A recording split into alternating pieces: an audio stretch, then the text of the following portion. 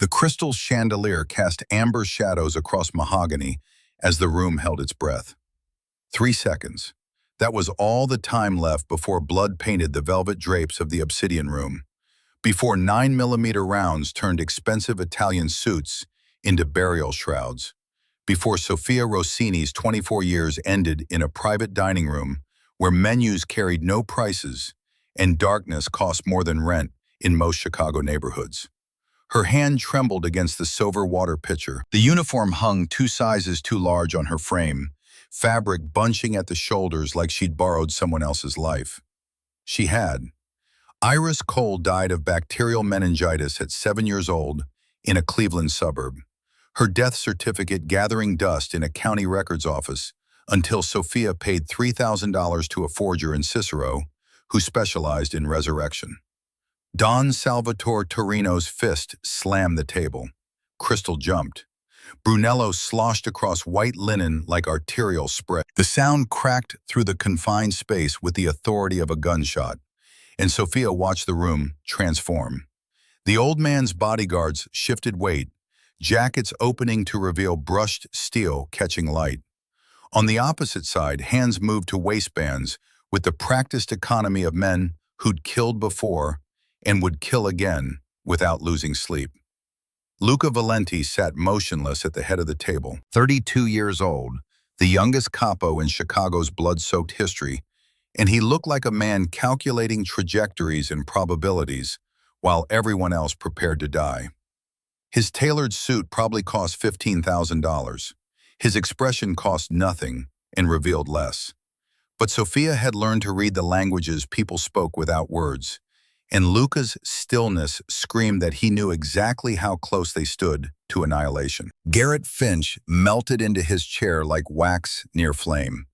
26 years old, Yale-educated in Romance languages, and utterly useless when faced with a Calabrian dialect that poured from Don Salvatore's mouth like gravel in ancient grudges.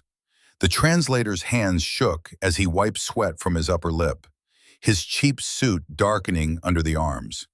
The old man shouted again, faster this time. Spittle flew from cracked lips. His face burned crimson, veins bulging in his thick neck like bridge cables under impossible tension. The bodyguard nearest Sofia, a man whose knuckles bore scars that spelled violence in Braille, took a step forward. His hand disappeared into his jacket. Sofia's fingers whitened on the pitcher handle.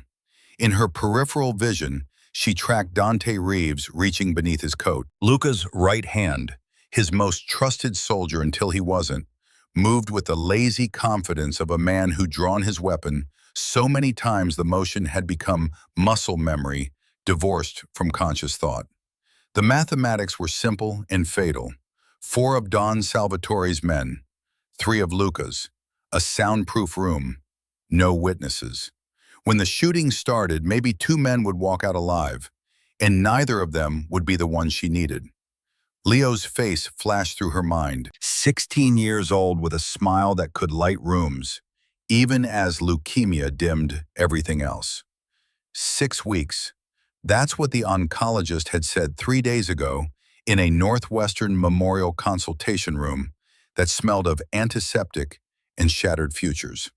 6 weeks without the experimental treatment that insurance called elective and doctors called his only chance. $50,000. Sofia had $83 in her checking account and $17 in her pocket. Her father's voice whispered from memory, back when she'd believed Victor Rossini was just an accountant who wore cardigans and reading glasses, who helped with homework and attended parent-teacher conferences. When the world gives you an impossible choice, Soph, you make the one you can live with. But he'd been lying about everything, about who he was, about what he did, about the trips to Chicago and New York and Miami that he'd claimed were business conferences, but were really meetings with men who broke bones and buried bodies and laundered money through shell corporations that existed only on paper and in the fevered dreams of federal prosecutors. Sofia had spent 5 years hunting the truth about his death, 5 years learning Italian, then Sicilian, then the regional dialects that fractured that ancient language into a dozen incomprehensible variations. 5 years studying the linguistic archaeology of organized crime, memorizing the codes and slang that evolved in mountain villages and fishing ports before crossing the Atlantic with desperate immigrants who brought their honor and their hatreds to American soil. And now she understood what Garrett Finch could not. Don Salvatore hadn't asked about family. He'd accused Luca of insulting his bloodline. The Calabrian word Garrett had translated as clarification actually meant atonement, and the phrase he'd rendered as considering the offer translated more accurately as rejecting this garbage with the contempt it deserves. Luca leaned forward, his voice dropping to that register where calmness becomes more terrifying than rage. Garrett, what did he actually say? The translator's voice cracked like ice over deep water.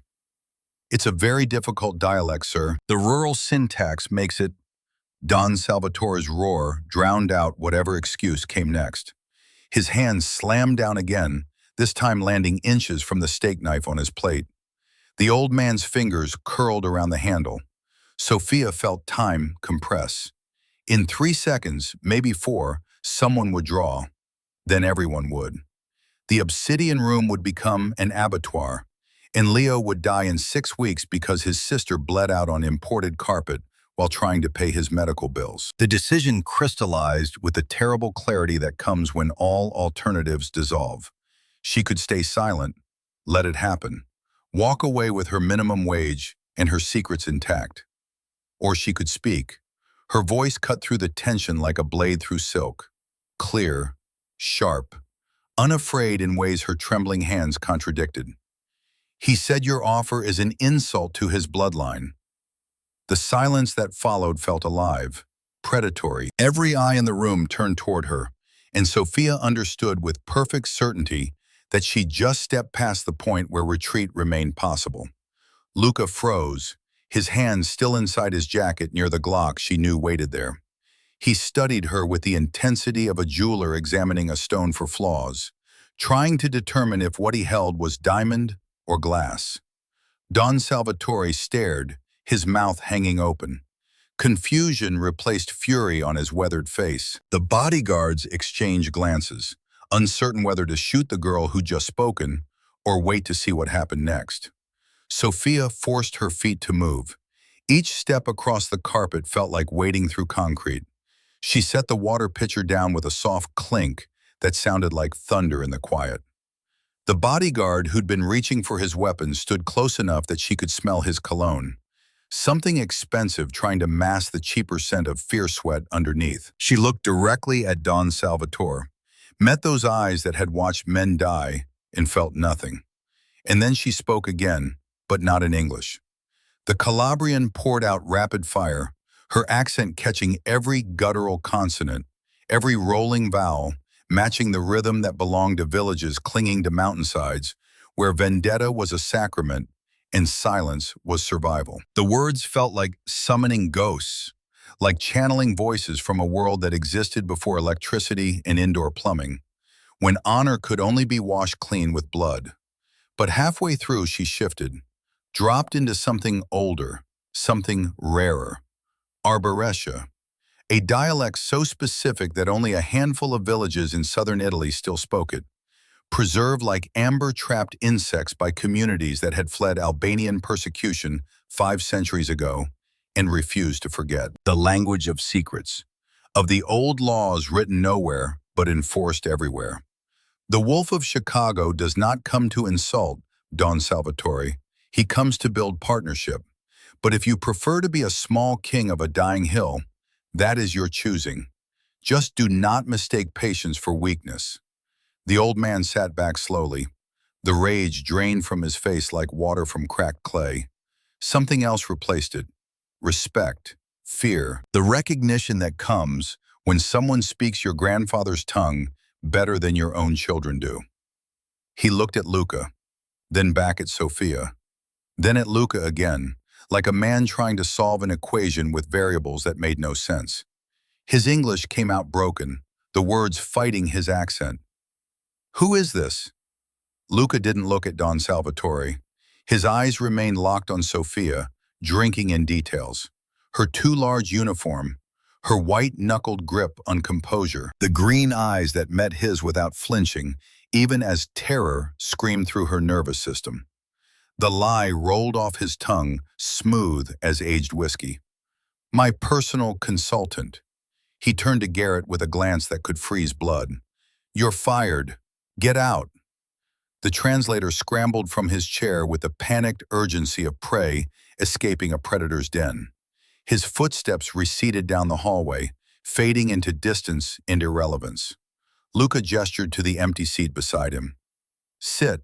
Sophia's voice dropped back to flat American vowels, all trace of the Mediterranean fire extinguished. I have tables to serve, sir. Not anymore. His gaze carried weight that bent light. Sit. Finish the deal or we all die in here tonight. She hesitated. 1 second, 2, then lowered herself into the leather chair still warm from Garrett's body heat. For the next hour, Sophia negotiated a multi-million-dollar shipping agreement. Her name tag read Maya, the alias she'd worn for 6 months while waiting tables and listening and learning the geography of Chicago's underworld. But the woman who navigated Don Salvatore's demands and Luca's counteroffers bore no resemblance to the minimum wage ghost who'd served drinks and collected tips. She spoke 3 languages in that hour, switching between them with the fluidity of water finding cracks in stone. English for Luca, laying out terms with clinical precision. Calabrian for Don Salvatore, reframing hard positions as reasonable requests, wrapping steel in velvet until concessions felt like victories. And when tension mounted, when the old man's jaw tightened and his hand drifted toward his wineglass with the kind of grip that preceded throwing it, she shifted into arborescia. That ancient mountain dialect softened his eyes with something like nostalgia, like hearing his mother's voice calling him home for supper in a world long dead. By the time the papers were signed, Don Salvatore was smiling. He stood, walked around the table with the slow dignity of age and power, and kissed Sophia's hand like she was royalty. He spoke in Calabrian, the words warm now instead of furious. She translated for Luca, her voice steady despite the adrenaline crash beginning to ice her veins. He says you are blessed by fortune, Mr. Valenti, to have such wisdom at your side. Don Salvatore and his men left. The door clicked shut with the finality of a vault ceiling. The room fell silent except for the whisper of climate control and Sophia's pulse hammering in her ears. Luca poured 2 glasses of 1982 Brunello. The wine looked almost black in the amber light, deep as old blood. He slid one across the table toward her, the base scraping softly against mahogany. Drink. She stared at the exit. I don't drink on the job. Who are you? His voice dropped quiet, curious, danger in a different way than before. Just a waitress who studied abroad, Mr. Valenti. Luca laughed. The sound came out dark and dry, like wind through dead leaves. No, you can learn Italian in a classroom. You can pick up slang on the street, but arborescia? He shook his head, something like wonder touching his expression. Arborescia is spoken with the cadence of a mother protecting her children from wolves. That's not learned, that's inherited. He stood, circling the table with predatory slowness. Sophia remained seated but felt her shoulders tense as he moved into her peripheral vision, then behind her, then close enough that his cologne, sandalwood and gun oil, filled her awareness. Who are you really? He stopped beside her chair. Because nobody ends up working the dinner shift at the Obsidian Room with a linguistic skill set worth $10 million. Sophia stood, putting the chair between them. She was tall, but he towered over her. She had to tilt her head back to meet his eyes, and doing so felt like exposing her throat to a predator. My name is Iris Cole. I'm from Ohio. I'm just trying to pay rent. Liar. The word came out as a whisper. He reached out slowly, telegraphing the movement. His fingers touched her chin, tilting her face toward the light. He studied her like an art appraiser examining a painting for forgeries, looking for some clue, some recognition, some answer to the mystery standing in front of him. "Your eyes," he said softly. "I've seen them before." Sophia pulled away, breaking contact. "You're mistaken. Can I go now?" Luca checked his watch, considered. The silence stretched long enough that she heard her own breathing, too fast, too shallow. "You can go," he paused, "but Dante is going to follow you. And tomorrow, you don't come here. You come to my office. Valenti Enterprises, Financial District, 9 in the morning." Her throat tightened. "And if I don't? Then I assume you're a spy, Russian or federal, and Dante will find you." He let that sink in, watching her face. "Dante doesn't have my patience." Sophia turned and walked toward the door. Her footsteps stayed steady until she pushed through into the kitchen. Then her composure shattered like dropped crystal. The industrial kitchen roared around her. Line cooks shouted in Spanish. Dishwashers sent plates clattering into industrial machines. Steam billowed from pots of boiling water. Sophia leaned against the stainless steel counter, hyperventilating, hands shaking so hard she had to grip the edge to stay upright. 5 years. 5 years of staying invisible. A ghost in the system, careful and quiet and safe. And in one moment of stupidity, of trying to save a room full of murderers, she'd exposed herself to the most dangerous one. Her phone buzzed in her apron pocket. She pulled it out with trembling fingers. Northwestern Memorial Hospital. A text from Leo's care coordinator. "Platelet count critical. Need to schedule treatment consultation within 48 hours or consider hospice options." Sophia's vision blurred. She deleted the message and shoved the phone away before the tears could start. The apartment waited in the kind of neighborhood where sirens were lullabies and gunshots marked time better than clocks. Studio efficiency on the south side, 4th floor walk-up, rent controlled at $700 a month because the landlord couldn't legally charge more for a space where the heat worked intermittently and the water pressure was a suggestion rather than a guarantee. Sophia climbed the stairs on autopilot. The walls were thin enough that she heard her neighbor's television through plaster, heard the couple upstairs fighting about money, heard traffic on the street below mixing with the elevated train that rattled past every 12 minutes. Inside, the apartment held barely enough room for living. A mattress on the floor, secondhand furniture from thrift stores, a desk that wobbled, a chair with a cracked vinyl seat, a microwave that sparked occasionally but still heated food. But books lined every available surface, shelves and shelves of them. Italian grammar texts, French dictionaries, Spanish literature, Russian primers, German technical manuals, linguistics journals, everything she'd collected over 5 years of obsessive study, teaching herself the languages that might unlock the truth about Victor Rossini's death. Beneath the floorboards, hidden under a loose plank near the bathroom, her go-bag waited. Always packed, always ready. Passport, cash, change of clothes, burner phone. The emergency kit of someone who understood that safety was temporary and running might become necessary without warning. She sat on the mattress edge, staring at that floorboard. She should run. Could be in Wisconsin by sunrise. Change her name again. Dye her hair. Disappear into another city. Another life. Another minimum wage job where nobody asked questions. But Luca Valenti wasn't some local thug. He had reach. Connections in every major city. If she ran now, after showing her face and her skills, he would hunt her. Not out of malice, out of curiosity. And curiosity from a man like Luca was as dangerous as his anger. The only place to hide was in plain sight.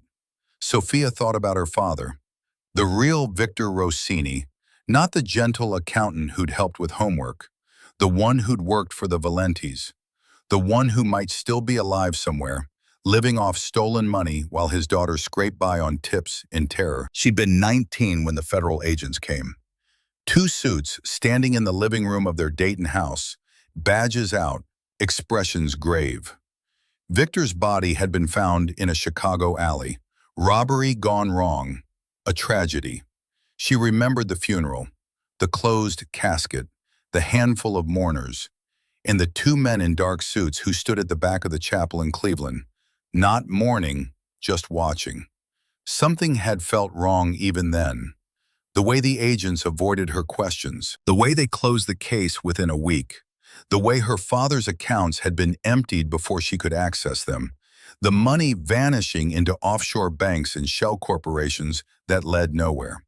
She'd started digging quietly, carefully, discovered that Iris Cole, a girl who died of meningitis at 7, could be purchased for the right price, used the last of her savings to buy the identity, moved to Chicago, the city where her father had died, the city where answers might hide. She'd worked low-profile jobs, diners, bars, cleaning services, and she'd studied. Languages became her obsession. If her father had been involved in something international, something criminal, then language was the key. She enrolled in community college courses, bought used textbooks, spent every free hour in libraries. She learned Italian first, then Sicilian, then the dialects, Calabrian, Neapolitan, Venetian, the old mountain languages, Arborescia, the linguistic archaeology of organized crime. And she waited, listening, watching, hoping to find the truth about what really happened to Victor Rossini. Now, sitting in her studio apartment as midnight crept toward dawn, she realized the truth might have found her first. Valenti Enterprises towered over the financial district like a monument to power. Glass and steel stretching 40 stories into November sky. The kind of building where security guards checked IDs at the entrance, where cameras recorded every angle, where elevators required key cards that cost more to replace than Sophia earned in a month. She arrived at 8:55, wearing the only professional outfit she owned, a black dress from Target, 2 years old, the hem fraying slightly at the back. The receptionist directed her to the top floor with a smile that didn't reach her eyes, the kind of polite contempt reserved for people who clearly didn't belong. The penthouse office occupied the entire 40th floor. Floor-to-ceiling windows overlooked Chicago like God's surveying creation. The lake stretched east, gray-blue under morning clouds. Highways threaded through the city like veins carrying lifeblood. Buildings rose and fell in rhythms of commerce and decay. Lucas stood by the window, gray suit that probably cost more than her annual income. He didn't turn when she entered. His voice reflected off the glass, cold and distant. I ran a background check on Iris Cole from Ohio. Sophia's heart stopped. He turned around, holding a manila folder, walked to his massive desk and dropped it with a heavy thud that echoed through the space. Born 2000, parents died in a house fire, high school valedictorian, no college record. He moved toward her, each step deliberate. Very good forgery, expensive, state-level quality. He closed the distance between them until she could count his breaths, stopped inches from her face. But here's the problem. His eyes searched hers. The real Iris Cole died of bacterial meningitis when she was 7 years old. Sophia forced her face to remain blank. I don't know what you're talking about. I think you do. He studied her like she was a puzzle missing pieces. I think you're running from something. Or someone. His hand moved slightly, not threatening, just present. I have a proposition. She waited, not trusting her voice. I have enemies, too many, and my business is expanding into territories where English is useless and trust is non-existent. He stepped back, giving her room to breathe. I need a voice, someone who understands the old laws. You want me to be your translator? I want you to be my shadow. He corrected her gently. You live in my secure compound. You travel with me. You speak for me. In exchange, I give you protection. Whatever you're running from can't touch you if you're with me. Sophia looked into his eyes. They were dark, intelligent, predatory. But he was right. The people hunting her, the corrupt faction of DEA that had destroyed her father, were getting close. She could feel the walls closing in, The questions from her landlord about why federal agents had shown up asking about her last month. The black sedan she'd noticed parked across from the restaurant 3 nights running. Luca Valenti might be a monster, but he was a monster who owned the city. I have conditions. He raised an eyebrow, amused. You're in no position to negotiate, but entertain me. I don't carry a weapon.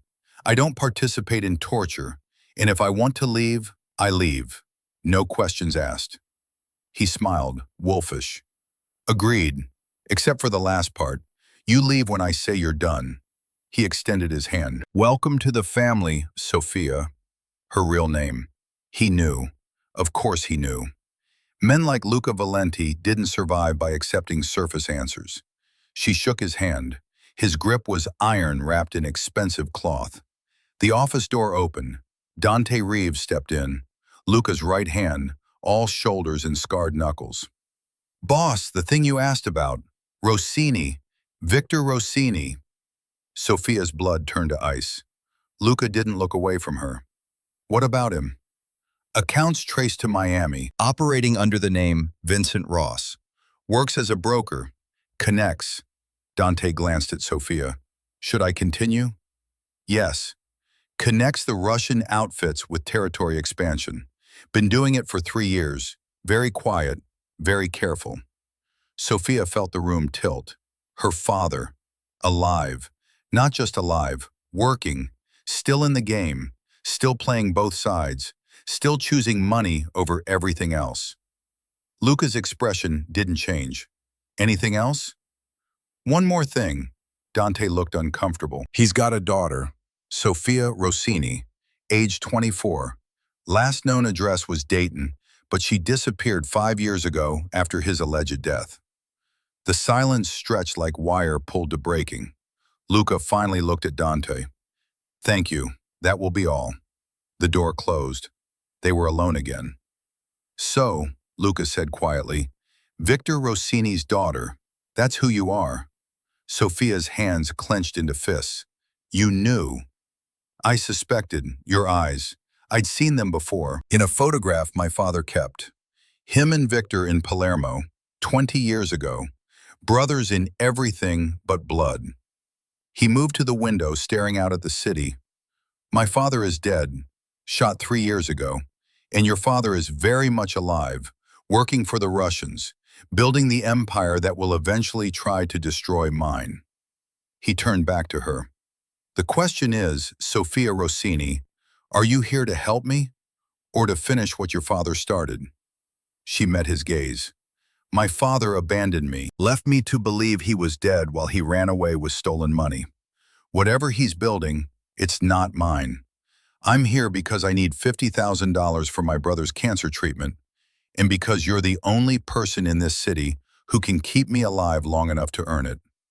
Luca studied her for a long moment, then nodded, something like respect touching his features. Then we have a deal. 6 months. You work for me, I pay you and protect you, and when we're done, you're free to go. And my father? When we find him, we'll discuss what happens next. Together. Sophia swallowed hard. Agreed. The locket around her neck, hidden beneath her dress, carrying Leo's picture on one side and her father's on the other, suddenly felt heavy as chains. The penthouse suite occupied the entire top floor of Luca's compound on the Gold Coast, where architecture whispered old money and newer violence. Sophia's room stretched larger than her entire studio apartment. King bed draped in Egyptian cotton that probably cost more than she earned in 3 months. Marble bathroom with rainfall shower. Walk-in closet already stocked with clothes in her exact size. Designer labels she recognized from magazines. Sizes that fit perfectly despite her never providing measurements. The door locked from the outside. A gilded cage remained a cage regardless of thread count. The first assignment came on day 3. Little Italy, in the back room of a butcher shop, where the smell of blood and raw meat hung thick enough to taste. Meat hooks dangled from ceiling chains like implements from an Inquisition basement. The floor carried stains too dark and too old to be anything recent. patterns that suggested decades of things being cut and drained and forgotten. Two groups faced each other across a steel table that looked designed for processing carcasses. On one side, Armenian mobsters, thick accents wrapped around broken English, gold chains catching fluorescent light, eyes that tracked movement with the wariness of men who'd survived wars before coming to America. On the other, the Italian old guard, gray hair and hard faces, men who'd inherited their positions from fathers who'd inherited from grandfathers, carrying grudges that predated their births. The Armenians wanted a share of the drug trade. The Italians wanted to protect territory their families had controlled since Prohibition. The conversation moved in circles, rapid Armenian colliding with rapid Sicilian, neither side trusting the other enough to use English, which meant neither side could communicate except through Sophia. She sat between them translating, her notebook filled with terms that had no direct equivalents, concepts that existed in one culture but not the other. The Armenian word for partnership carried connotations of temporary alliance. The Sicilian equivalent implied blood oaths and generational commitment. Small differences that could become large misunderstandings that could become small wars. 20 minutes in, she caught it. One of the Armenians used a phrase that in his dialect meant working together toward mutual benefit. But translated literally into Sicilian, it sounded like planning betrayal. The Italian across from him tensed, hand moving toward his jacket. Sophia raised her voice slightly, not enough to seem like interruption, just enough to redirect attention. He's proposing a trial period, 3 months, limited territory, profit split 60-40 in your favor as gesture of respect. She hadn't translated what the Armenian said. She translated what he meant. The distinction saved a life, though the man whose blood didn't stain the concrete would never know how close he'd come. After the meeting, in the back of Luca's armored Escalade, he watched her with those calculating eyes. "You saved someone tonight." Sophia looked out the window. Chicago blurred past, streetlights painting the interior in strobing amber. "Who?" "The Armenian's nephew. He almost said something that would have required his execution. I watched you smooth it over." She turned to face him. "You're welcome." Something like a smile touched his mouth. Almost. The second assignment took them to Manhattan, a high-rise in the financial district where men in suits worth more than cars discussed moving money across borders without triggering the algorithmic tripwires that federal agencies used to track criminal enterprise. $20 million needed to flow from Chicago to a Cayman Islands account through a New York branch that specialized in discretion. The bankers spoke German, second-generation American whose parents had fled East Berlin before the wall fell. The client spoke Italian with a Neapolitan accent thick enough to chew. The regulatory paperwork came in English, so technical that even native speakers stumbled over the language. One mistranslation would flag the transfer. Investigation would follow. Everyone in that conference room would face federal indictment, and federal indictments in financial crimes carried sentences measured in decades. Sophia navigated the 3 languages like someone born to it. She translated German banking regulations into Italian legal terminology, explained English compliance requirements in both languages, caught a discrepancy in the account numbers before anyone signed documents that would have sent $20 million to the wrong place, and triggered a manhunt. The transfer went through clean. No flags, no alerts. The money disappeared into the offshore labyrinth where wealth went to hide from taxes and subpoenas. Afterward, in the limousine heading to LaGuardia, Luca poured whiskey into crystal tumblers, handed her one. She took it this time, the amber liquid burning down her throat like justified arson. "Where did you actually learn this?" His voice carried genuine curiosity rather than interrogation. "Books. Desperation." She took another sip, welcoming the fire. "I had time to kill and a mystery to solve." He studied her in the way that made her feel transparent. "You're not what you seem, neither are you." That made him pause. He set his glass down, the crystal clicking softly against the armrest. "What do you mean?" You could have killed those Armenians. You chose diplomacy.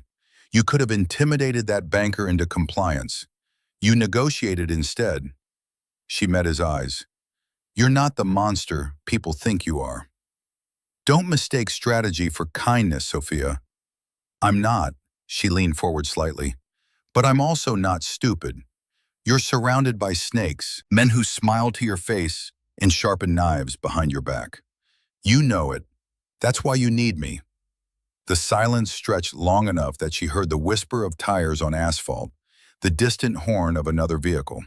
His response came quiet. You're perceptive.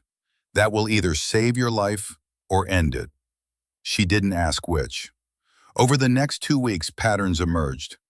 Luca was different from the men around him. Ruthless, yes, but not cruel without purpose. Calculating rather than impulsive. He thought 5 steps ahead, while his enemies barely managed 1 step forward.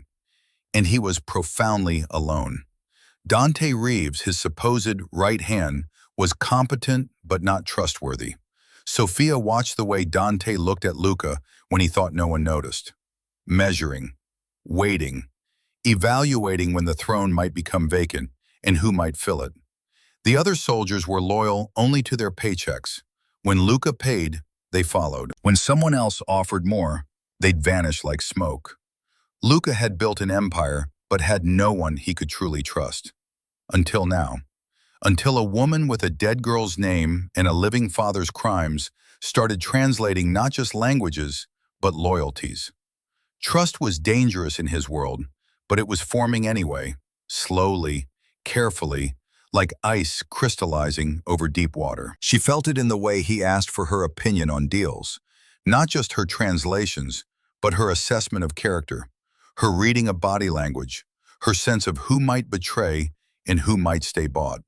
She felt it in the way he listened when she spoke, that rare quality of actually hearing instead of just waiting for his turn to talk. She felt it in the small moments of silence during car rides between meetings, when neither of them needed to fill the space with words because the quiet carried its own understanding. On a rainy Tuesday in November, Sophia was alone in the penthouse library. Claude had given her an assignment. His grandfather's journals needed organizing. The leather-bound volumes written in a bizarre fusion of Sicilian and Latin. Business records disguised as personal diaries. Codes hidden in plain sight by a man who'd understood that the most dangerous secrets were the ones everyone could see, but nobody could read. The library was beautiful in the way that old money created beauty. Dark wood shelves reaching toward coffered ceilings, leather chairs worn soft by generations of readers, a fireplace where logs crackled and popped, releasing the scent of burning oak. Rain drummed against windows that overlooked Michigan Avenue 40 stories below. Sophia knelt near the bookshelf, transcribing entries about olive oil shipments that were actually gold transfers, lemon imports that documented diamond acquisitions. The substitution cipher was elegant in its simplicity. Anyone reading the journals would see a merchant's mundane accounting. Only someone who knew the key could unlock the truth. The floorboard shifted under her knee. At first she thought it was just the building settling, old construction responding to temperature changes. But when she examined it more closely, she realized the movement was intentional. A hidden compartment. Her hands shook as she pried up the board. Inside lay a yellowed photograph and a stack of letters bound with string that had faded from red to pink over decades. The photograph showed 2 men, arms draped around each other's shoulders, laughing at something outside the frame. They stood in front of a vineyard, grapes heavy on the vines, Sicilian sunlight turning everything golden. Young men, maybe 30, with their whole lives ahead and no idea how those lives would end. One was Angelo Valenti, Luca's father. She recognized him from the portrait hanging in the hallway. Same strong jaw, same intense eyes, though the painted version showed him 20 years older and infinitely harder. The other man was Victor Rossini, her father. The photograph slipped from her fingers. She couldn't breathe. The room spun like she'd been struck. Her vision tunneled down to that image on the floor. Those 2 men who looked like brothers. who'd trusted each other enough to be photographed together, who'd built something that had destroyed both their families. She forced herself to pick up the letters. The string crumbled at her touch, dissolving into fragments. The paper felt fragile, threatening to tear if she handled it too roughly. The handwriting was Angelo's. She recognized it from the journals. Strong strokes and aggressive capitals.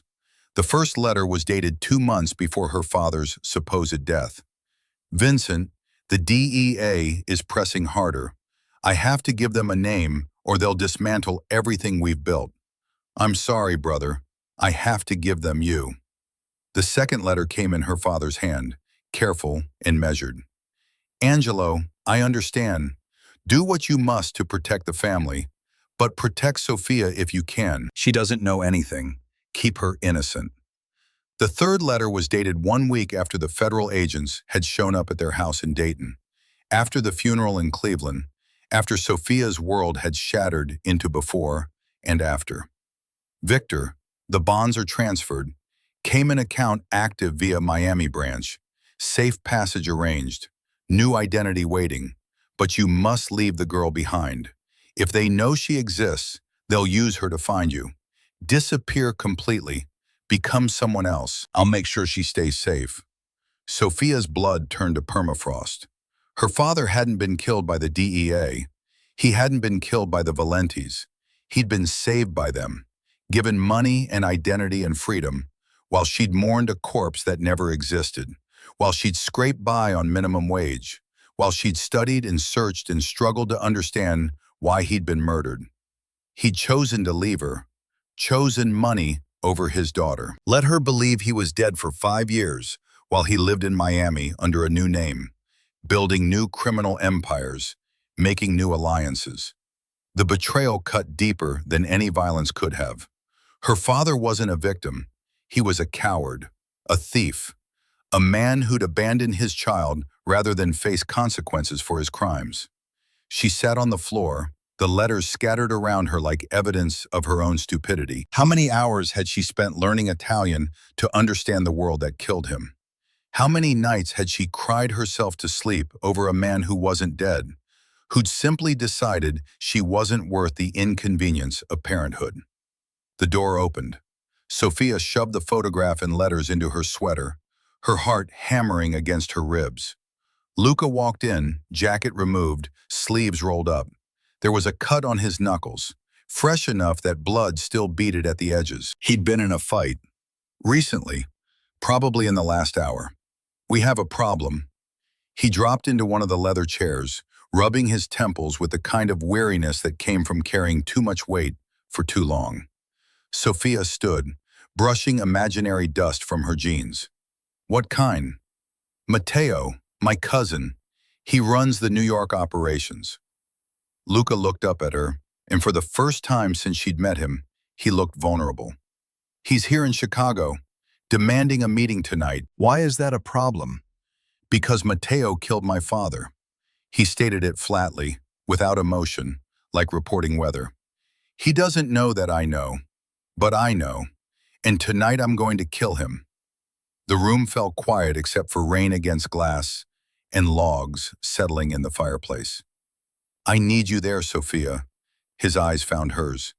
Matteo speaks Venetian slang that's impossible to track unless you know the dialect. If he gives an order to his men to ambush me, I need to know before the bullets fly.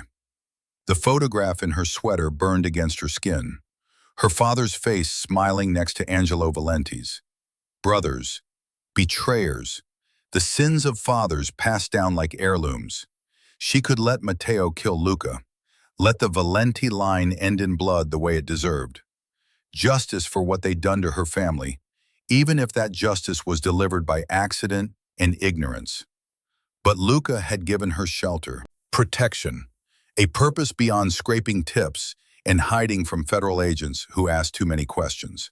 And unlike her father, unlike Angelo, unlike everyone else in this world of casual violence and convenient loyalty, Luca had been honest with her from the start. Yes, the word came out hollow. I can do that. He stood, walking to where she stood frozen, put a hand on her shoulder, the touch light and brief. Thank you for everything. Then he left, his footsteps fading down the hallway toward whatever preparations one made before committing murder.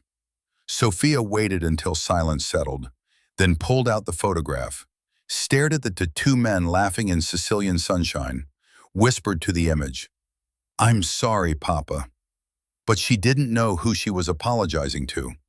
The dead father she'd mourned for 5 years, or the living enemy she was about to protect. The nightclub occupied a converted warehouse in the industrial district, where bass pounded through concrete floors like a second heartbeat, and strobing lights cut through artificial fog. Young people danced below, oblivious to the business being conducted in the VIP loft above their heads. The loft sat behind soundproof glass, a separate world where music became a dull throb and shouted conversations could happen without civilian interference. Matteo Valenti sat across from Luca, flanked by 4 soldiers from New York. 45 years old, thin like a whip, wearing a suit so loud it screamed insecurity. His eyes never stopped moving, darting around the room, cataloging exits and threats with the paranoid energy of someone who'd survived by never trusting anything. Luca had brought only 2 people, Dante and Sophia. She sat beside him in a simple black dress, hair down, looking like decoration. That was the point. Men like Matteo dismissed women, didn't see them as threats, didn't monitor their words around them. Fatal mistake. The meeting started with theater. Matteo spread his arms wide, voice too loud for the space. "Luca, King of Chicago, you look tired, cousin. Heavy lies the head, yes?" Luca's response came flat and dry. "Matteo, you're far from home." "Business brings me west." Matteo gestured at Sophia, his gaze sliding over her with the kind of assessment that made her skin crawl. "Who's the pretty decoration? New pet?" "My ears." Luca didn't elaborate. "Proceed with your business." Matteo launched into negotiation. Territory lines in New Jersey, percentages, distribution routes, standard posturing between men who controlled illegal empires and pretended it was just business. He wanted more control. Luca wanted to maintain the status quo, back and forth like chess players moving pawns. But Sophia wasn't listening to the English. She was listening to the whispers. Matteo's men stood against the wall, trying to look casual, failing. They thought they were being subtle, speaking in low tones, barely moving their lips. But Sophia had trained her ear to catch fragments, to piece together meaning from scraps. They were speaking Venetian, not standard Italian, not even standard Venetian, a specific slang used in the backstreets of Venice, a dialect within a dialect, coded language that even most Italians wouldn't understand. One guard leaned toward another, lips almost motionless. "Dieci e cinque." 10:05. The second guard nodded, nearly imperceptible. "Quando la bassa cade sulla prossima traccia, porta sul retro è aperta, 2 alla testa." When the bass drops on the next track, back door is open, 2 to the head. Sophia's pulse spiked. She glanced at the clock on the wall. 10:03, 2 minutes. Looked at Luca. He was focused on Matteo, arguing about percentages, completely unaware that in 2 minutes he would be dead. She could warn him, shout, but that would trigger the ambush early. They were outnumbered, trapped in a soundproof room. Even if Luca drew his weapon, they'd be cut down. She could do nothing. Let it happen. Let Matteo kill the man whose family had destroyed hers. Justice served cold in a nightclub above dancers who'd never know they were gyrating beneath an execution. But she looked at Luca's hands. They weren't on his weapon. They were wrapped around a whiskey glass, relaxed, trusting. For the first time in his life, the wolf was trusting someone. He was trusting her. The bass was building. The DJ downstairs was transitioning to a new track. In 60 seconds, the drop would come, and the bullets with it. 10:04, 30 seconds. Matteo smiled, the expression predatory and triumphant. "I think we have a deal, cousin. Let us toast." He reached for his glass. His men shifted weight, jackets opening, hands moving toward concealed weapons. Sophia made her choice. Her hand shot out, grabbing the heavy crystal whiskey bottle from the center of the table, swung it in a short, vicious arc into the face of the guard nearest her. Glass exploded. Blood sprayed across white walls. The man went down hard, unconscious before he hit the carpet. "Get down!" She tackled Luca off his chair just as bullets shredded the leather where his head had been. The soundproof glass erupted in spiderweb cracks. Gunfire thundered in the enclosed space, the noise physically painful. The carefully controlled world detonated into chaos. Luca hit the floor, confused for a fraction of a second. Then his instincts took over. He drew his Glock from its shoulder holster, fired blind over the overturned table. Matteo's men scattered, returning fire. Dante took a bullet to the shoulder. He spun, went down, but kept moving, kept fighting. His gun was out, returning fire with grim determination despite blood soaking through his shirt. Sophia was on the floor, broken glass digging into her palms. Her ears rang from gunfire in the confined space.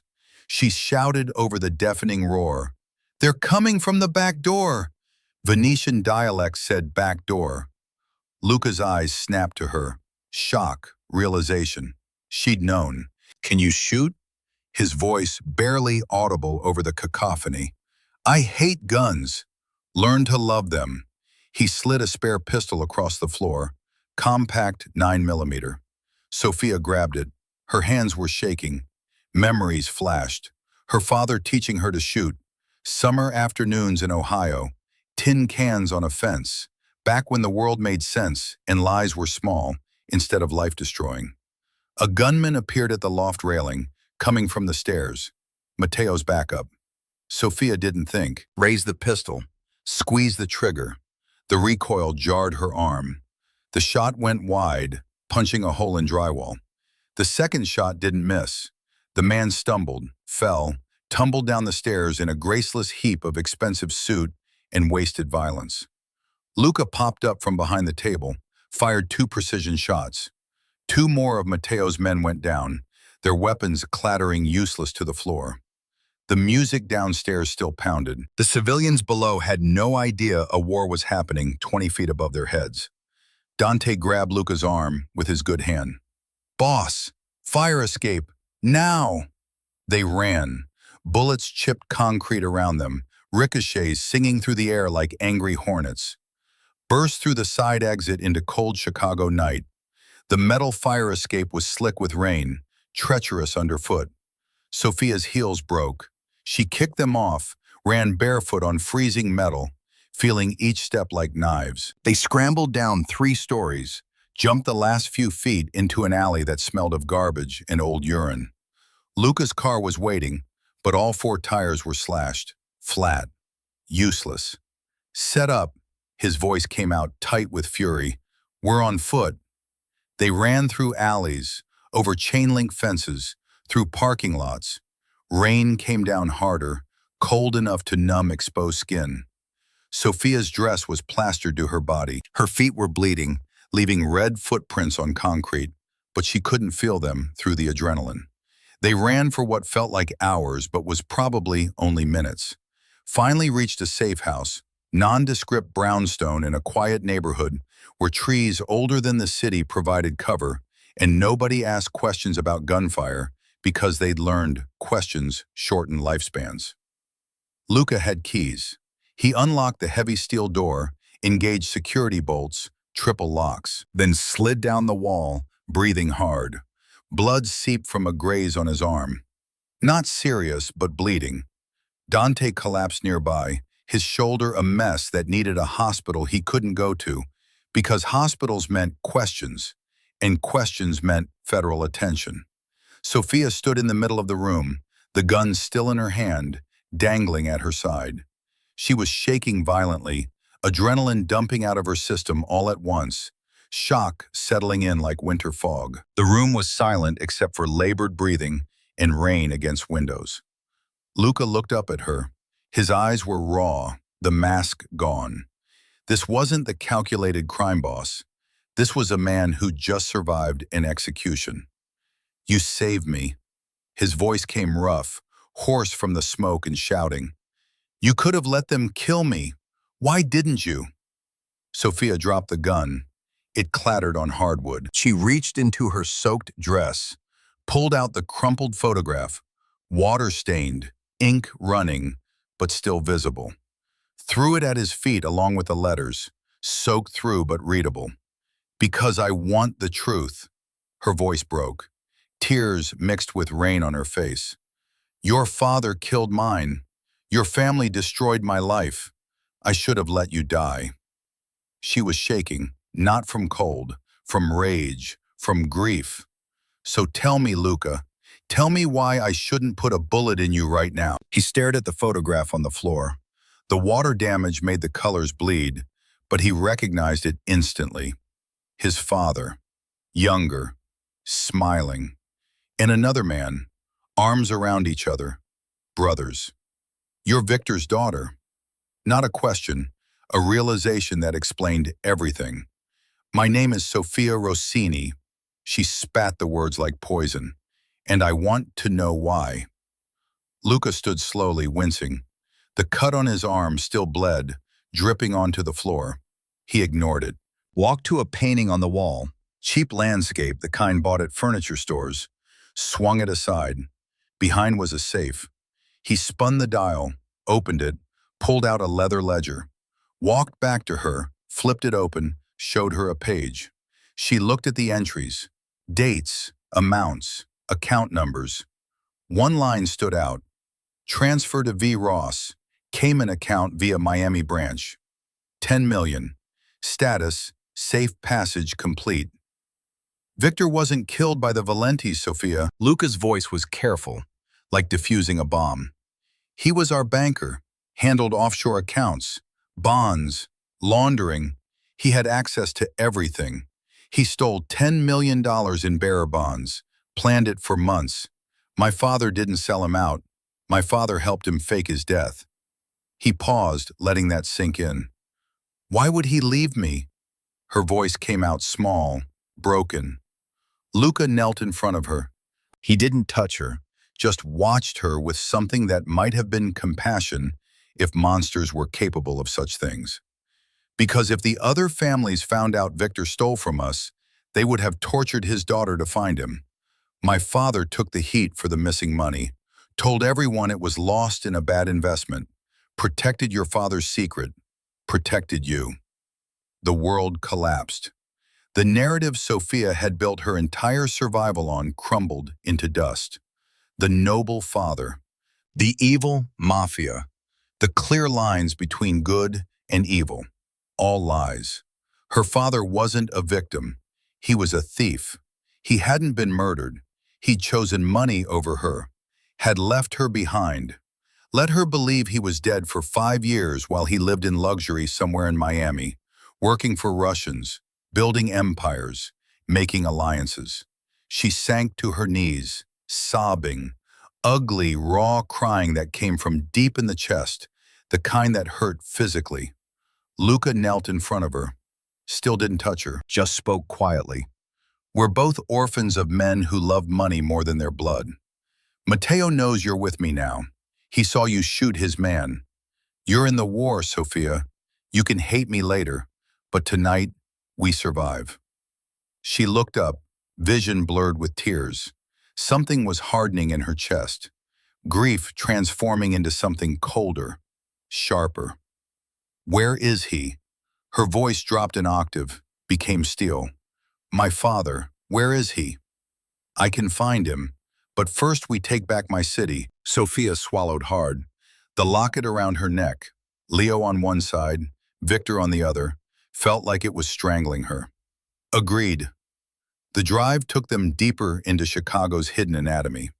Lower Wacker Drive existed as a shadow city beneath the one tourist photographed, a maze of concrete pillars and exhaust fumes where delivery trucks navigated perpetual twilight and the homeless built camps in alcoves designed for utilities. GPS signals died down here, swallowed by layers of steel and stone.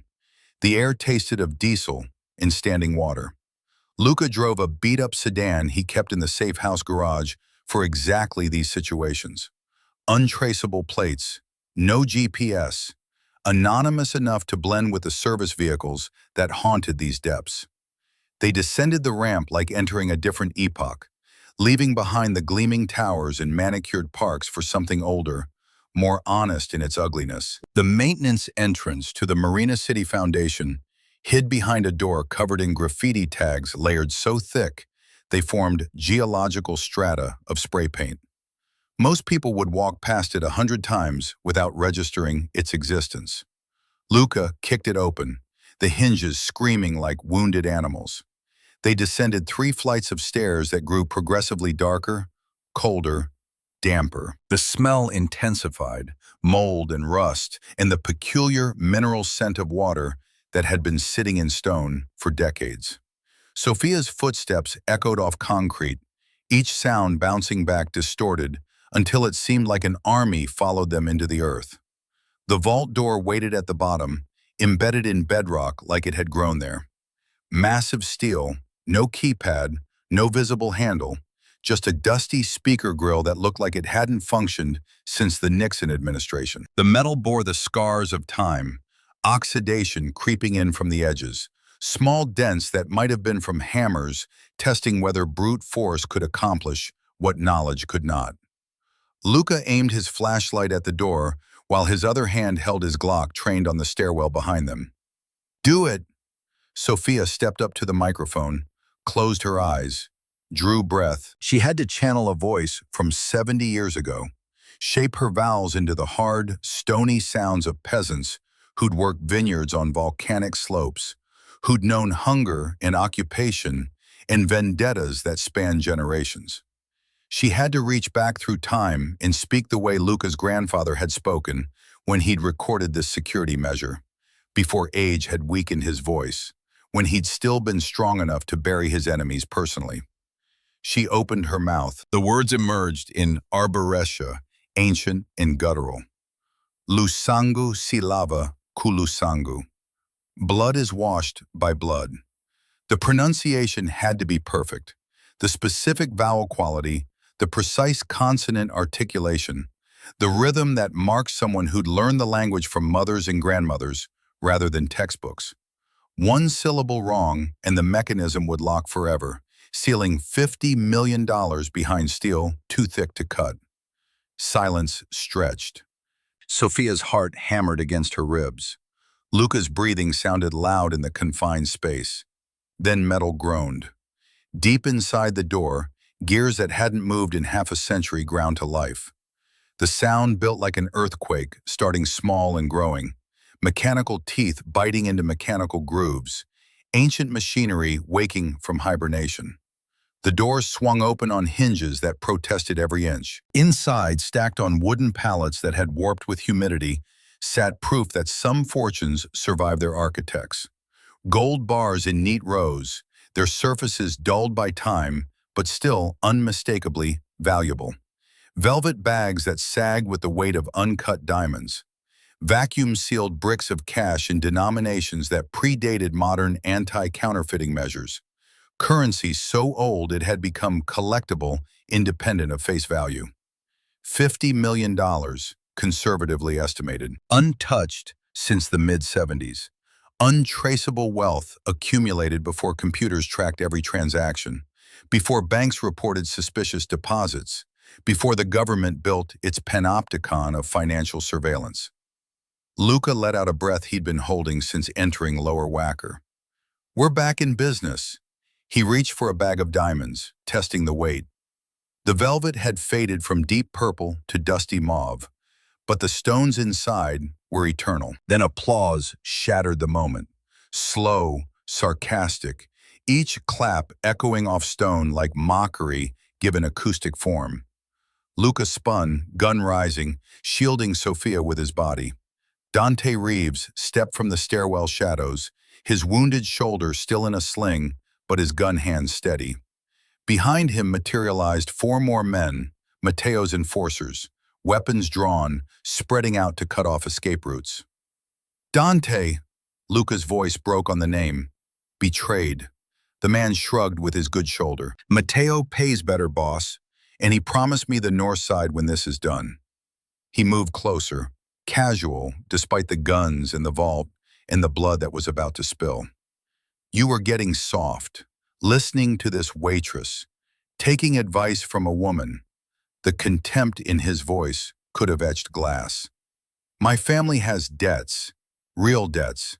Matteo promised to clear them. What did you ever give me? Loyalty? He laughed, bitter as burnt coffee.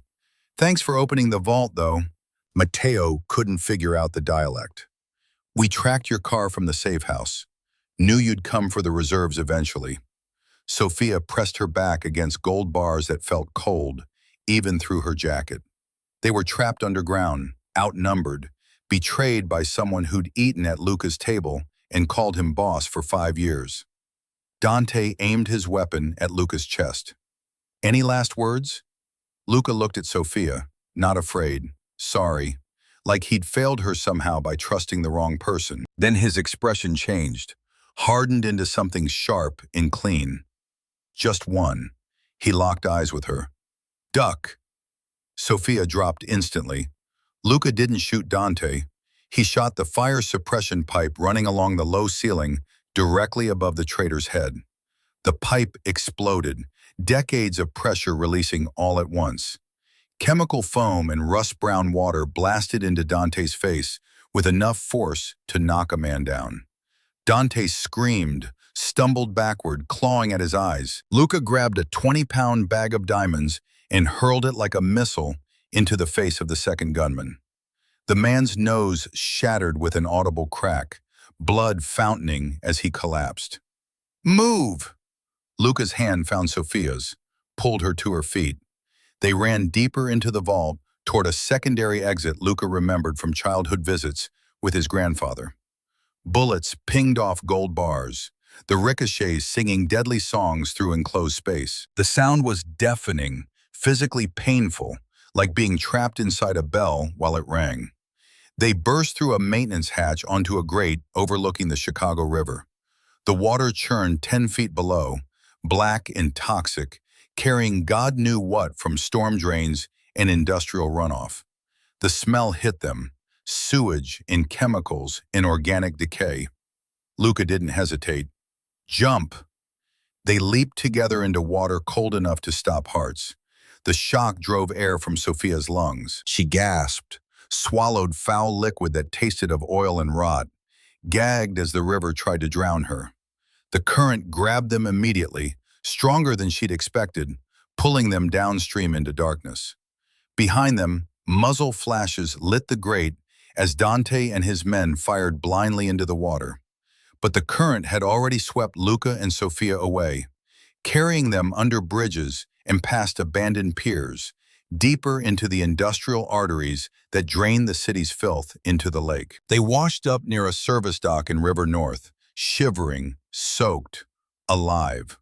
Luca still gripped the diamond bag, his knuckles white from refusing to release it, even when the river tried to tear it away. We have capital, his teeth chattered, clicking together like dice. Now we can buy an army. They staggered to a motel that rented rooms by the hour and didn't ask questions. The clerk barely glanced up from his phone as Luca paid cash. The room was exactly what $50 bought. Stained carpet, flickering fluorescent light that buzzed like dying insects. A smell of bleach trying to mask older stenches.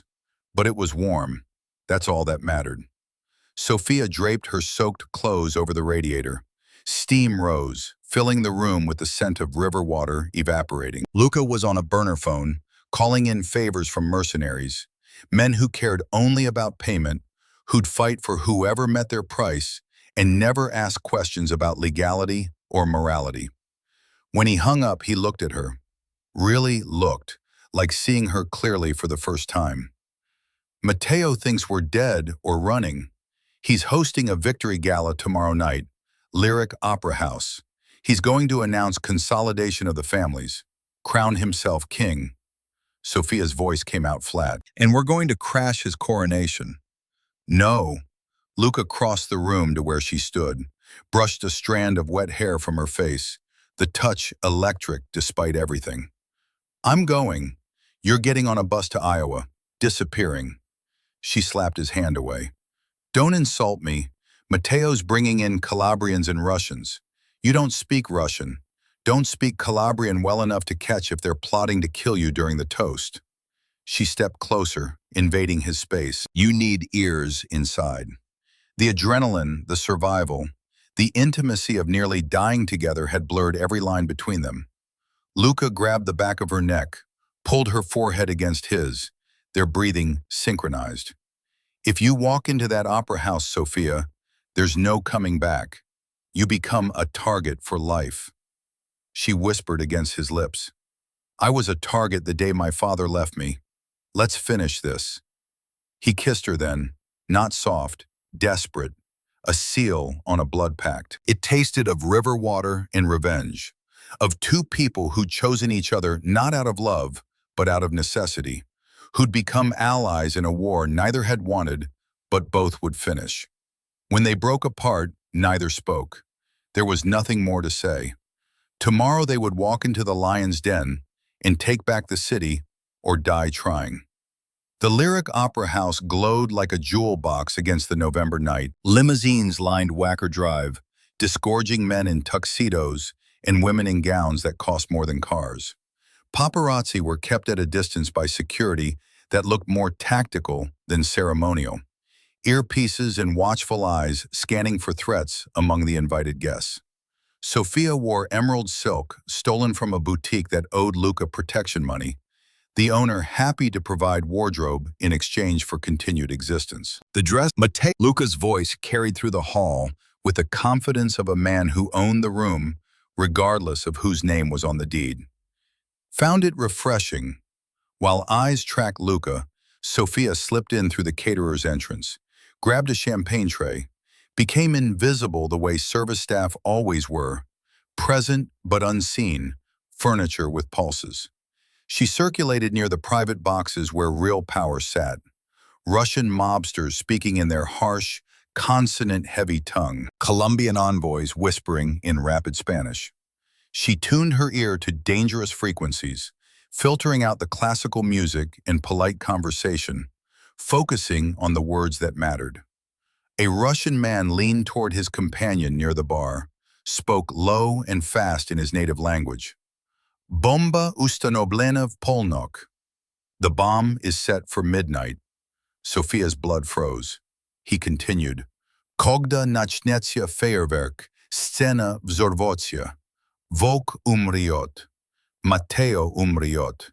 My zabirayam gorod. When the fireworks start, the stage explodes. Wolf dies. Mateo dies. We take the city. Understanding hit like voltage. The Russians weren't backing Mateo. They were playing him. They would blow up the entire leadership and seize control in the chaos. Sophia checked the clock. 11:45. 15 minutes. She couldn't shout, couldn't shoot, couldn't reach Luca without exposing her cover and triggering whatever backup plans existed for such contingencies. Then she saw it, the orchestra pit, the conductor preparing for the next piece. A microphone stand meant for opera singers. She set down her tray, walked directly to the microphone. The room quieted, confused. Who was this woman? Why was she interrupting? Sophia tapped the mic, looked across the vast space to where Luca stood, surrounded by Mateo's people, 30 yards away but might as well have been miles. She began to sing, not an aria, a folk song, an old, haunting lullaby from the Sicilian hills. La morte veni, death is coming. But she changed the lyrics while keeping the melody, encoding a message in the ancient dialect of Arborescia. Her voice soared, haunting and clear and beautiful. U ursi kavun zjarin endruni, kur kambanen ire mesnatin, skina dojayet, ulku duhit vrapuar. The bear has placed fire beneath the wood. When the bell strikes midnight, the stage will burn. The wolf must run. Her voice carried to every corner, filled the space with something that sounded like art, but was actually survival. The Russians laughed, thinking it was entertainment. Matteo clapped politely, confused but too vain to admit ignorance. But Luca froze. His eyes found hers across the crowded hall. Understanding passed between them like current through wire. Bear meant Russians. Fire meant bomb. Midnight meant now. He checked his watch. 11:50. 10 minutes. Luca's expression never changed. He laughed, loud enough to carry, and clapped Matteo on the shoulder with the false camaraderie of men who wanted each other dead. Cousin, you win. Why fight when we can drink to your victory? Matteo's eyes narrowed, suspicious but listening. But first, a toast on the balcony, all of us. Fresh air is good for the soul, yes? Why the balcony? Because I have a gift for you, outside, a gesture of submission. The word tasted like poison, but Luca delivered it smoothly. He grabbed Matteo's arm with enough force to bruise, though it looked like enthusiasm, steered him toward the exit. The crowd followed, drawn by spectacle the way moths were drawn to flames. Out onto the balcony, into the November cold, down the steps to the street where limousines waited. Sophia dropped the microphone and ran, taking the back stairs 3 at a time, her dress hiked up around her thighs, the ceramic knife bouncing against her leg. 11:59. Guests spilling onto the balcony, into the street, away from the building. 12:01. The stage detonated. The blast blew out windows across the front of the building. Fire roared through the main hall like a living thing, hungry and indiscriminate. The fireball consumed the stage, the orchestra pit, the first 10 rows of velvet seats. Heat rolled over them even outside, singeing eyebrows and making skin prickle. If they'd stayed inside, they would have been ash. Fragments, DNA samples for grieving families who'd never get bodies to bury. Chaos erupted, screaming, sirens wailing in the distance, growing closer, people running in every direction, self-preservation overriding social niceties. In the pandemonium, Luca threw Matteo against a limousine hard enough to dent the door, pressed his Glock under his cousin's chin, the metal warm from being concealed against his body. You didn't know. Not a question, an accusation. You sold yourself to the Russians, and they played you like a rented violin. Matteo was shaking, tears cutting tracks through his foundation. They promised me control. I just wanted what should have been mine. You were 32. I waited 20 years. Sophia emerged from the smoke, her emerald dress now gray with soot. She walked up to them, calm despite the inferno behind her. Where is he? Her voice could have cut diamonds. My father, Victor, you said you knew. Matteo looked at her, then at Luca. Despite the gun under his chin, a cruel smile twisted his face. You think Victor is in Miami? He laughed, high-pitched, hysteria and malice mixed. Victor isn't retired, sweetheart. Victor is the one who introduced me to the Russians. He's the broker. Sophia grabbed his lapels. Where is he? Matteo whispered. Here. He's watching. He wanted to see you die. A single shot rang out. Not from Luca's weapon. From a rooftop across the street, trained sniper, professional equipment, someone who'd been waiting for exactly this moment. Matteo's head snapped back.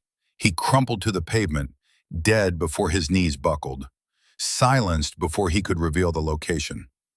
Luca grabbed Sophia, shoved her into a limousine.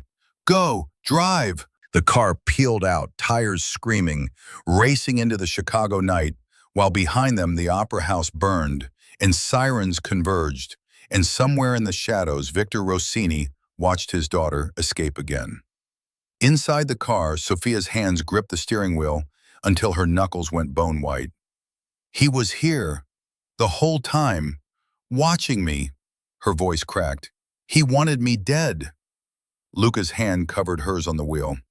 We'll find him, but first we end this. His phone buzzed. Intel from contacts throughout the city. The criminal network coming alive with information now that the Russian plot was exposed. The war for Chicago lasted 72 hours. Not the kind of war that made headlines or required FEMA intervention. Just men dying quietly in alleys, bodies floating in the river with concrete boots, warehouses burning in the industrial district where fire departments arrived too late to save anything but foundations. The first day, Luka's mercenaries hit every Russian safe house on the south side. 12 dead, 3 captured for interrogation that Sofia translated, breaking men who thought they'd come to America to build empires, but instead found holes in the ground. The second day, a shootout at the port. Container yards became battlefields, the crack of gunfire echoing off steel boxes that held consumer goods, destined for stores where shoppers would never know their purchases had been surrounded by corpses. 8 Russians died. 2 escaped, running for cities where Luka's reach was shorter. The third day, dawn raid on a north side warehouse. The last cell. 8 men dead, 2 captured. The rest fled Chicago entirely, carrying stories about the wolf and his translator who could hear their plans in languages they thought were secret. By the evening of the third day, Chicago belonged to Luka again, but Sofia was a ghost. She moved through the penthouse like smoke, eating nothing, sleeping in brief stretches filled with nightmares. She stood at the windows for hours, staring at the city lights, waiting for something that never came. On the fourth day, a package arrived, not through normal mail. Special courier, Atlas Private Courier from Manhattan, the kind of service that charged thousands to deliver documents with absolute discretion. Inside was a single phone. It rang the moment Sofia touched it. The voice that came through was smooth, cultured, familiar in a way that made her breath catch. "Hello, Sofia." "Papa." The word came out broken. 5 years of grief compressed into 2 syllables. "You've grown up. Clever like your old man. That singing trick at the opera. Brilliant." I was almost proud. Sofia's tears started, hot and angry. "You tried to kill me." "Don't be dramatic. I needed Matteo to believe I was committed. Collateral damage. You survived, didn't you?" "You left me with nothing." The words came between sobs. "I did what was necessary to survive, Sofia. The world isn't kind to the weak. I taught you that, didn't I?" Silence on the line while she tried to remember how to breathe. "I'm offering you a way out. Luca Valenti is a sinking ship. The Russians may be gone, but he's made enemies. Too many. Come to me. Private airfield in Gary, Indiana. My plane leaves in 1 hour." His voice turned persuasive, the way it used to when he wanted her to understand something he thought was important. "Come with me and live like a queen in the Caribbean. Stay with the wolf, and eventually, he'll eat you. It's what they do." The line went dead. Luka placed his Glock on the table between them. "You can go. He's your father." Sofia picked up the gun, checked the chamber, loaded. "He's not my father. He's just a man who knows too much." She looked at Luka. "Let's go." Gary, Indiana was a city that died slowly. Steel mills that once employed thousands now stood empty, rust eating through walls like cancer. Neighborhoods that looked like war zones, entire blocks abandoned, houses with collapsed roofs, and trees growing through foundations. The kind of place where a private airfield could operate without questions, because the few people left had learned that curiosity was expensive. The airfield was small, almost quaint. Single runway, a hangar that had seen better decades, and a private jet with engines already spooling, ready for immediate departure. Victor Rossini stood by the stairs flanked by 2 bodyguards. He looked older than Sofia remembered. Gray hair, lines around his eyes deep enough to hold shadows. But his suit was expensive. Italian leather shoes polished to mirrors, the kind of wealth that came from other people's suffering. Luka and Sofia exited the car. Luka's hands were up, showing he was unarmed. A lie. Backup pistol waited in an ankle holster. But Victor's men didn't need to know that. Sofia walked forward slowly, hands in her jacket pockets. Victor opened his arms. "Sofia, you came to your senses." "I came for the truth." Her voice was steady in ways her hands would never be again. Did you love me? Or was I just another asset? Victor lowered his arms, sighed like she was being unreasonable. Love is a liability, sweetheart. I protected you by leaving. Now I'm offering you the world. Get on the plane. No. His face hardened. The mask slipped, revealing the man underneath. The one who'd stolen $10 million, who'd faked his death, who'd watched his daughter struggle for 5 years and done nothing because doing nothing was profitable. He snapped his fingers. The bodyguards raised their weapons, pointing at Luca. Then I suppose I have to cut my loose ends. Goodbye, Mr. Valenti. Wait, Sophia screamed. She pulled the gun from her pocket, but she didn't aim at the bodyguards. She aimed at her father. Victor laughed. The sound was genuine, amused. You won't shoot me, Sophia. You're my blood. We're survivors, not killers. I'm not a Rossini anymore. Her hand was steady. The gun didn't waver. I'm a Valenti. She didn't shoot his chest. She wasn't a murderer. Not yet. Not if she could help it. She shot his leg. The sound was deafening in the open space. Victor screamed, fell, blood spreading across expensive fabric in patterns that would have been beautiful if they weren't evidence of betrayal. Luca moved, drew the backup pistol. 2 shots, clean and precise. Both bodyguards went down before they could react, their weapons clattering useless on concrete. Sophia walked to where her father lay, writhing, kicked his gun away, stood over him without emotion. You're not going to the Caribbean, Papa. You're going to prison. I called the feds on the way here. Gave them the ledger. Gave them the bond numbers. They'll be here in 5 minutes. Victor looked up at her. Hatred replaced pain in his eyes. You rat. You traitor. I learned from the best. Sirens wailed in the distance, growing closer. Blue and red lights cutting through dusk. Federal convoy bearing down with the weight of justice that moved slowly, but moved nevertheless. Luca took the gun from her hand gently. Let's go. My lawyers will handle the feds. You don't need to see them cuff him. Sophia turned her back on her father. Didn't look as federal agents swarmed the airfield, as Victor was lifted onto a stretcher, still handcuffed, still screaming accusations that meant nothing to men who'd heard every excuse ever invented. In the car, driving away, Sophia felt nothing. The girl who'd mourned Victor Rossini was dead. The woman who replaced her didn't waste tears on traitors. 6 months passed. Winter melted into summer, the kind of humid Chicago heat that made the air feel solid. But inside the obsidian room, climate control kept everything perfect, the temperature ideal for expensive wine and expensive lies. The same private dining room where Sophia had once trembled while holding a water pitcher now served as staging ground for the most significant underworld summit in years. Full circle. Luca sat at the head of the table in midnight blue, posture relaxed, radiating the gravitational pull of absolute power. Sophia sat to his right in tailored white silk, a diamond choker at her throat, Romano origin, a gift from Luca for their first month of truly owning the city together. Across from them sat Don Carmine De Luca, 62 years old, the butcher, acting head of New York's 5 families. With him was his consigliere, Lucas, silent and watchful. De Luca was a dinosaur, thick neck, liver-spotted hands covered in gold rings, a worldview frozen in 1950 when men were men and women knew their place. The negotiation began poorly.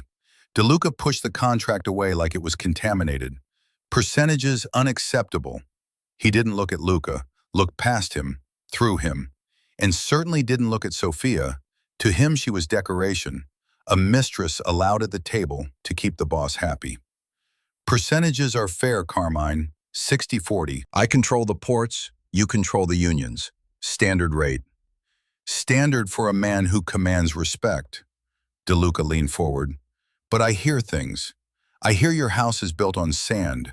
I hear you let outsiders run your books. He flicked a dismissive hand toward Sophia.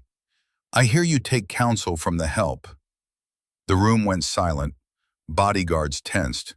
Luca's hand moved toward his jacket. Sophia placed her hand on his forearm. Gentle, restraining. Luca paused, looked at her. She offered a small, cold smile. "Let me." Sophia stood. The chair scraping against floor was the only sound. She walked around the table slowly, picked up the crystal wine decanter. DeLuca watched with a leering grin. "See? She knows her place. More wine, sweetheart."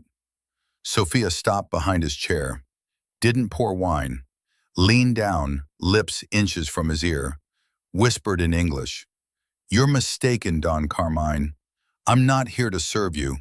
I'm here to save you." DeLuca laughed, wet, rasping, turned to Lucas, switched languages, began speaking in hyper-specific Sicilian slang, Siculish mixed with code words, the kind of language designed to be impenetrable to FBI, to outsiders, to former waitresses from Ohio. "Di ai ragazzi fuori di preparare la macchina. Uccidiamo il lupo stasera. La ragazza la portiamo con noi. Sembra che sappia come essere utile in ginocchio. Tell the boys outside to prep the car. We kill the wolf tonight. The girl, we take her with us. She looks like she knows how to be useful on her knees." Luca's hand tightened on his glass. He understood Italian, but this dialect was thick, slurred, riddled with obscure references. He couldn't parse it fast enough. He looked at Sophia, waiting for translation. Sophia's face was stone. She walked back to her seat but didn't sit. Stood at the right hand of the king. Her voice came clear, loud enough for everyone to hear.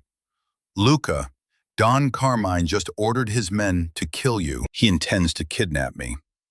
DeLuca's face went white. His glass slipped from his fingers, shattered.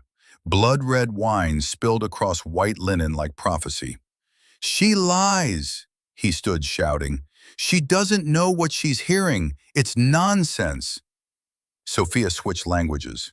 Not English, not standard Italian. She spoke DeLuca's dialect, the exact localized slang of his childhood neighborhood in Palermo, the street language of the docks, the codes his father taught him. Her voice rang out, guttural, perfect, dock boss cadence. "Parli di cani che abbaiano, Carmine, ma sei tu il cane vecchio qui. Pensi che perché ho versato acqua in questa stanza 6 mesi fa sono sorda? Ho imparato le vecchie leggi prima che tu rubassi dai camion a Queens. You speak of dogs barking, Carmine, but you're the old dog here. You think because I poured water in this room 6 months ago I'm deaf? I learned the old laws before you were stealing from trucks in Queens." She stepped forward. "Vuoi portarmi con te? Parliamo di quello che so di te. You want to take me with you? Let's discuss what I know about you." She listed his sins, each one a dagger. "So dell'operazione di scrematura nel Jersey. Settore gestione rifiuti. Stai rubando dalla tua stessa commissione. I know about the skimming operation in Jersey. Waste management sector. You're stealing from your own commission. So dell'appartamento nel Bronx. Arthur Avenue. La ballerina 19enne che tieni lì. Tua moglie lo sa? Ho il suo numero di telefono a memoria. Dovrei chiamarla? I know about the apartment in the Bronx. Arthur Avenue. The 19-year-old dancer you keep there. Does your wife know? I have her number memorized. Should I call her?" Lucas was trembling, whispered to DeLuca. "Conosce I codici. Sa tutto." She knows the codes. She knows everything. Sophia picked up the contract, slid it across the wine-stained cloth. "L'accordo è cambiato. Non più 60-40. È 70-30 a nostro favore. The deal has changed. No longer 60-40, it's 70-30 in our favor." She leaned forward. "E ti ritiri stanotte, Carmine. Torni a New York. Passi la leadership a tuo nipote. È più intelligente e parla meno." "And you retire tonight, Carmine. Go back to New York. Pass leadership to your nephew. He's smarter and less talkative." DeLuca looked at Luca. The Wolf of Chicago was leaning back, watching, pure pride on his face. "You heard my wife." The word hung in the air like revelation. "And I'd hurry. She gets impatient when she's hungry." Wife. Not announced, no ceremony, but in that moment the title was given, claimed, undeniable. DeLuca looked at the pen, at the guns under jackets, at the woman in white holding his life and reputation in her hands. He picked up the pen, hands shaking. Signed. Sophia snapped her fingers. Bring a fresh glass for the Don. Clean up this mess. DeLuca drank the wine in one gulp, stood, fled the room without another word. The door closed. Silence. Luca stood, walked to Sophia, lifted her onto the mahogany edge, stepped between her legs, hands on her waist. You were ruthless. 70-30, you're going to bankrupt him. Sophia's eyes flashed. He insulted my husband. He got off easy. Luca laughed. Deep, true, rested his forehead against hers. You saved me in every way a man can be saved. The feds transferred your father to Supermax in Florence, Colorado today. He'll never see Sky again. Sophia paused. The memory stung, but distant now. Old scar tissue. Good, let him rot. I have a kingdom to run. Luca kissed her. A kiss of equals, partners, two people who'd walk through fire and come out forged into something stronger. When they broke apart, Luca poured 2 glasses of Brunello, handed her one. To the deal. Sophia swirled the wine, watched light catch the deep red liquid, looked at the empty chair where DeLuca had sat, then back to the man who'd burned the world for her. No, she clinked her glass against his. To the language of silence, because now nobody needs to say a word. They already know who we are. They drank. Outside, Chicago twinkled, a sprawling, chaotic, beautiful mess of a city, and for the first time in its violent history, it belonged entirely to them.